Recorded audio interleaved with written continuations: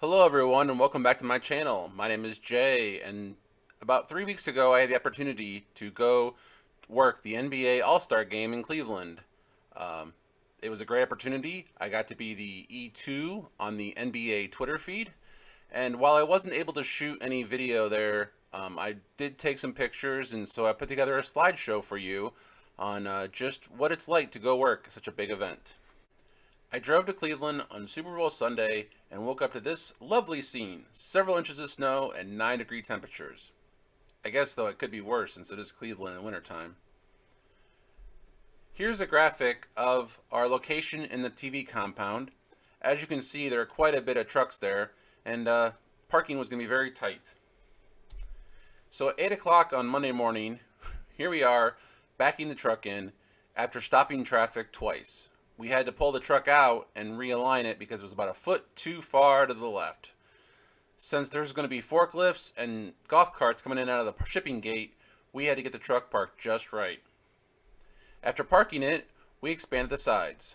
These trucks are designed to have a lot more room inside for operators when you expand the sides. Here you can see the expanded side before the floor comes down. Notice all the equipment in the upper left-hand corner packed in there very tightly. There's not a lot of room on these trucks. So here's a view from the door of the truck, and to show you how close we are to the other trucks, those air conditioning units on the left hand side are about 3 feet to my right. There's not a lot of room. So there's always a joke in television that to look for the TV truck, find the porta potties. Well, in this case, we parked next to VIP bathrooms. And yes, they were really nice. Here's a quick look inside. After parking the truck, we went inside and started to pull all the gear out. Here you can see some of the benches before they're finally locked in position. And to get those benches in position, you simply pull a peg and slide them on these rails. And yes, that's some of the wiring underneath the floor. Yes, it's kind of a mess. Can't lie. After parking the truck and getting it powered on, my job as the E2 is to take care of all the bays.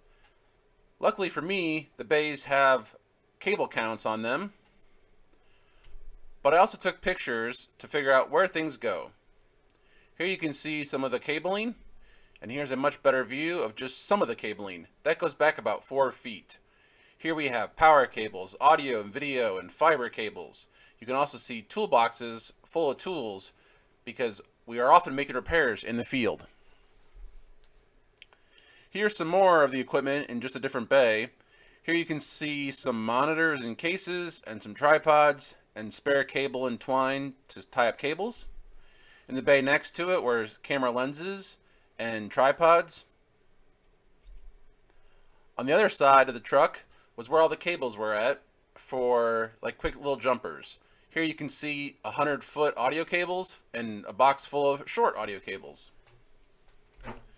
We also have AC cables, Category 5 networking cables or phone cables, and AC cables.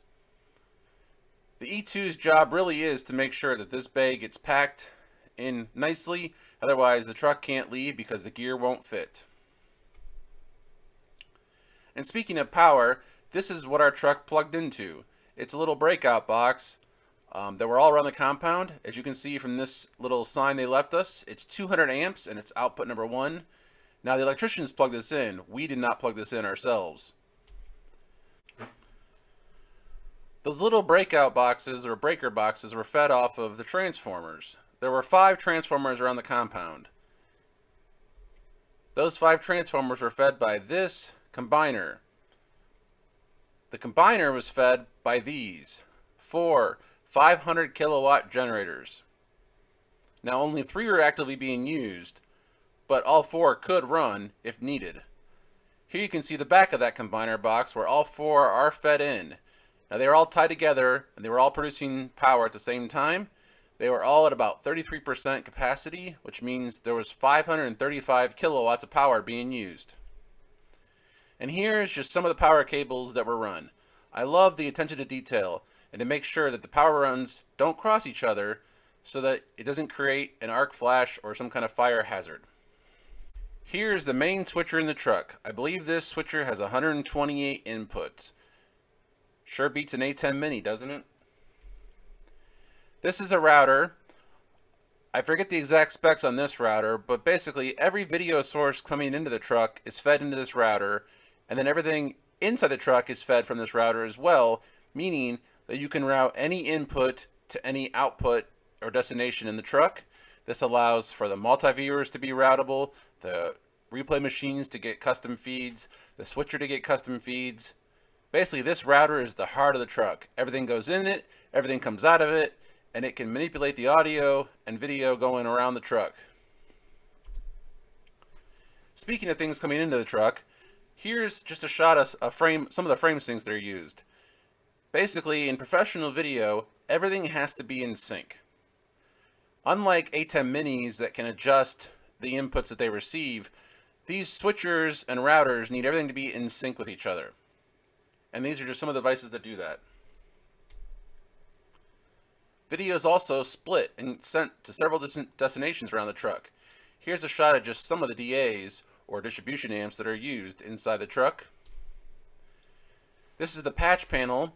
Basically, anything in the truck can be routed anywhere else, via the router or the patch panel, or both. And this is actually a pretty clean patch panel, if you honestly want to know. They get really crazy. But this is a pretty basic show. Here's the network patch panel. Everything can be routed via, this patch panel in the truck, and it can be routed to the internet. It can be routed to other boxes or destinations in the truck for use as KVM, or serial lines, or phone lines, or control. Here's the camera CCUs, or camera control units. These are what actually power the cameras, provide the video to and from the camera, provide for intercom, and tally. This is the I/O panel on the side of the truck. The camera feeds come out on those red connectors on the right hand side. The red connectors are actually just covers. You can see number 12 is exposed. That's what they call a tri-X connector. It carries power and data. On the left side, you can see some of the DA feeds. And as you can tell, the DAs can also convert to SD or analog. Here you can see us building the cameras outside. What this means is that we pull everything out and tested it before sending it inside the venue. The venue itself is about a block away, so this was done to save time and energy. The green boxes are sleds, and they are what power the cameras inside the venue, since fiber alone cannot carry power.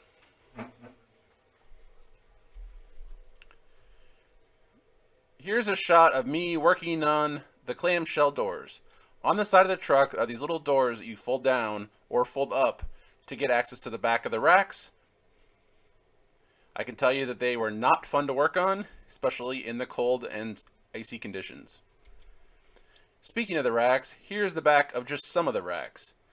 This looks to be the replay area. On the left hand side you can see one of the replay machines. This is more of the wiring. Here you can see on the left the wires feeding the router, another replay machine in the center, and two more replay machines on the right. This is the back of the switcher. It actually generates a lot of heat, which felt good on a cold winter day. Here is just some of the gear that we had to add to the truck to make this event work. This is a 6-in, 6-out SDI over fiber interface. And what I love about this interface is it's customizable. If you don't want 6-in and 6-out, but maybe you want to send 12 in one direction, you just change out those modules. And I mentioned fiber. All the fiber going into the venue came into this fiber trailer. So the trucks sent their fiber feeds to this room that then got patched into one of the big fibers that left this room and headed into the venue. Here you can see the fiber coming out the window and going up onto that trellis. That trellis goes across the street and down into the arena. One of the things we also installed was this SRT video encoder. It takes 4 video feeds and converts them to SRT, which is sent over the internet to Turner in Atlanta. We also installed the LiveU unit. I forget what this unit was actually used for, but we used it nonetheless, and it provided a video feed for one of the many Turner Sports properties. And speaking of fiber, we used a lot of it. This is what was left over, I believe, after we wired up everything else. Here's a shot of the arena during setup. I believe they're currently doing a mic check or some kind of lip sync test on the scoreboard. This is the view from our set location. Here you can see the power provided for us in our set location.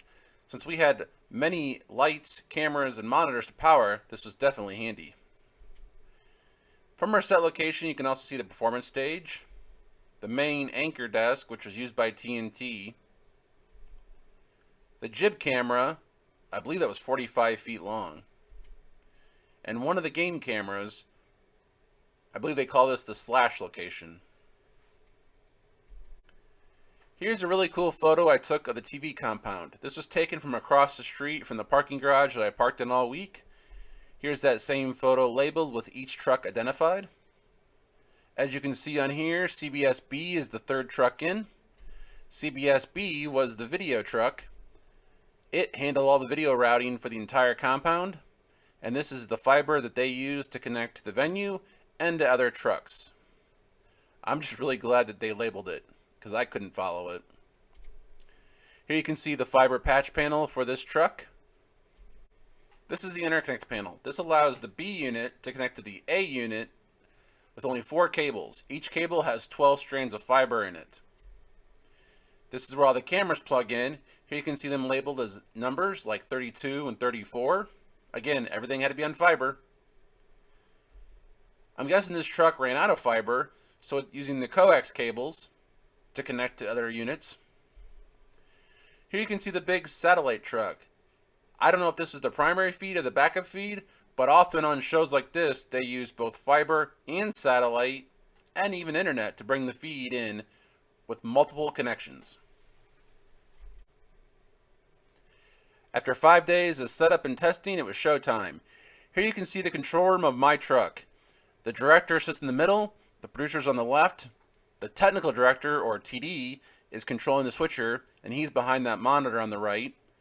In the back row, you can see a graphics person and a producer station on the left.